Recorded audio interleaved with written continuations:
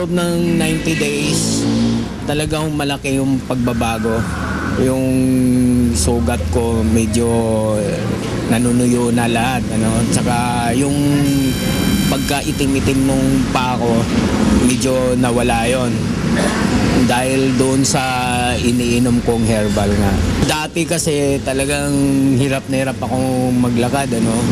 Tapos sa sobrang kirot hindi ako makatulog. Mula nung nakainom ako ng herbal, hindi naman talaga automatic na nawawala yung kirot, ano? Pero unti-unting nagbabago yung ano ko.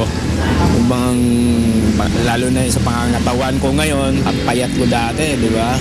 Sa ngayon naman, magana na rin akong kumain. Ayun, siguro nakikita nyo naman yung kaiba nung una kong punta rito sa ngayon, di ba?